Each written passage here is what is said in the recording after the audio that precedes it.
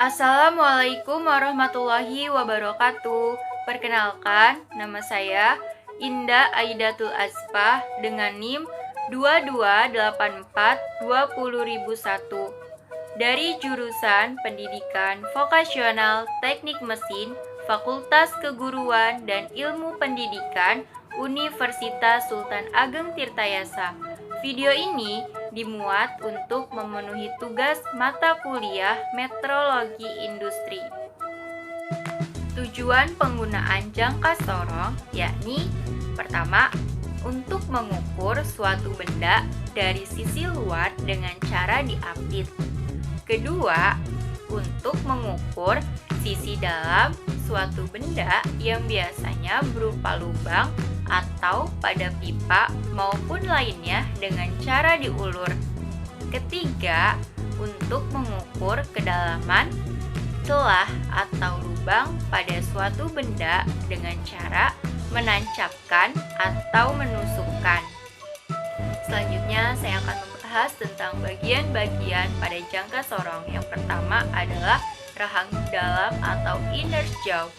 Bagian rahang dalam atau disebut juga dengan inner jaw merupakan salah satu bagian yang memiliki fungsi ketika pengukuran diameter bagian luar benda. Selain itu juga sisi luar dan ketebalan luar atau ukuran lebar dari bagian luar suatu benda.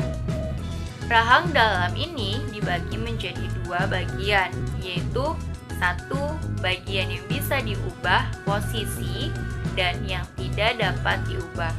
Kedua, rahang luar atau outer jaw.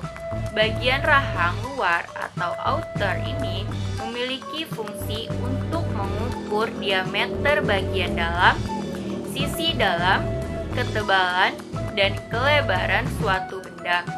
Rahang luar juga memiliki dua bagian. Yang satu bisa digeser dan yang satunya tidak bisa. Yang ketiga, pengukuran kedalaman atau depth measuring blade.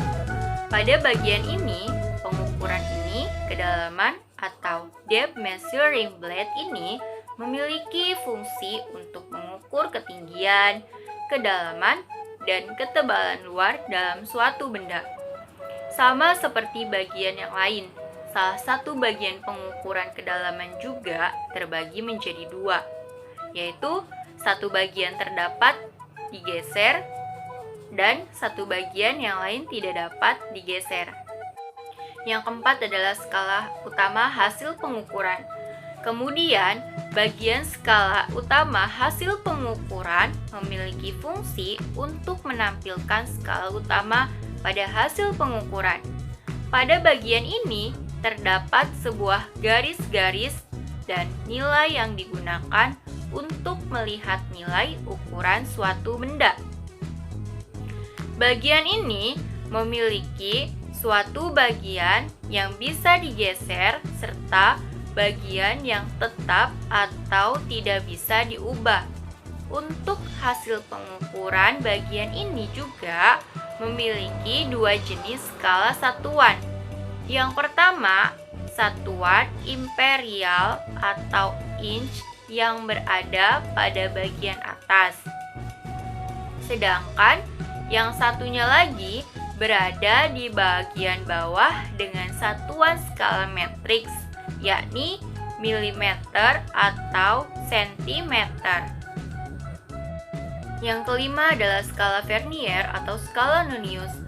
Alat ukur jangka sorong ini memiliki dua jenis skala nilai, yaitu skala matriks dengan di bagian atas, yakni dengan satuan milimeter atau sentimeter, serta menampilkan suatu skala imperial dengan satuan inch pada bagian atas.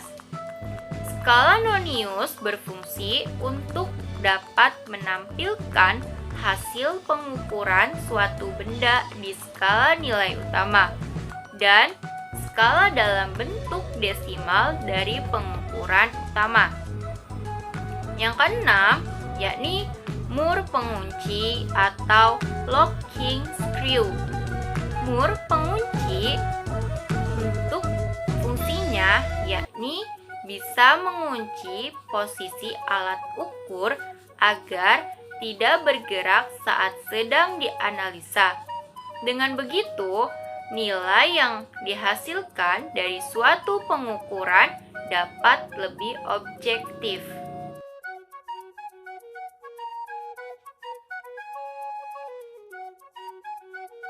Baiklah, di sini saya akan mengukur sebuah besi dengan menggunakan jangka sorong yang memiliki ketelitian 0,05 mm.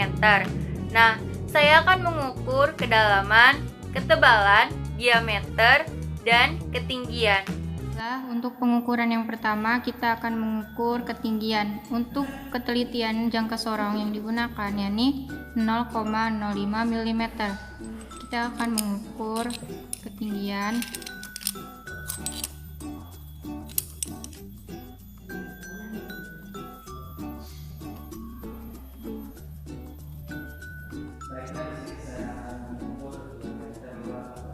Dan ditemukan dengan 93,3 mm. Dalam pengukuran ini kita dilakukan sebanyak 3 kali pengukuran. Kita ukur lagi ketinggian besi ini.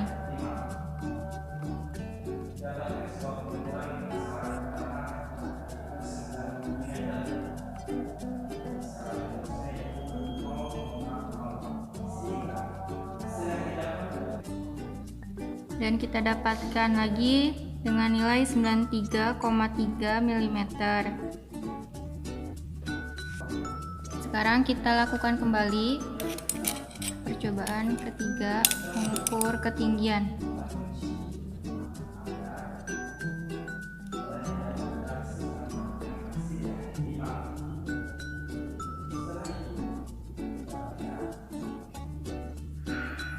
Dan dapat kita simpulkan dari hasil percobaan ketiga ini, yaitu ukuran tingginya 93,3 mm. Selanjutnya kita akan mengukur diameter.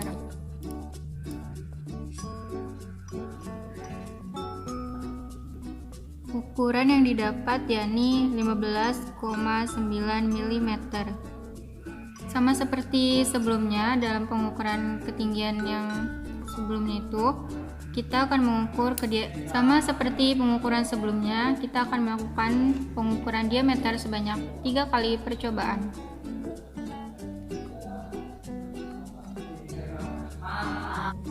Nilai yang didapat yakni 14,9 mm.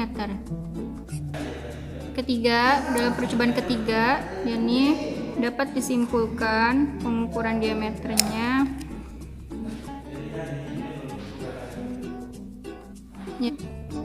yakni 14,9 mm. Untuk pengukuran selanjutnya, kita akan mengukur diameter kedalaman.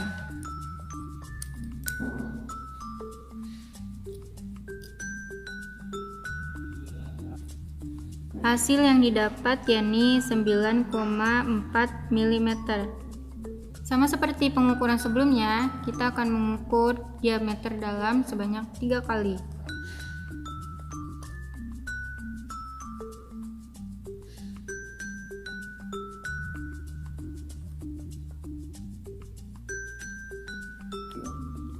Hasil yang didapat yakni 9,4 mm.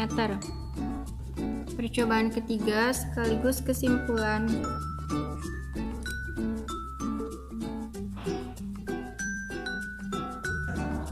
Yakni hasil yang didapat 9,4 mm.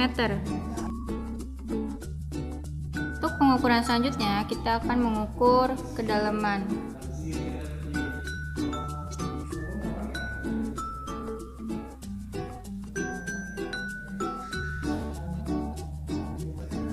Hasil yang diperoleh yakni 8,3 mm. Seperti pada perhitungan sebelumnya, kita akan melakukan sebanyak 3 kali percobaan.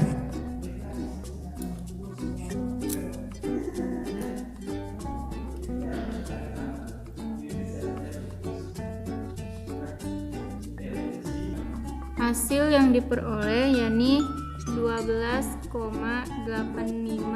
mm. Sama seperti pengukuran sebelumnya, kita akan mengukur sekaligus menyimpulkan.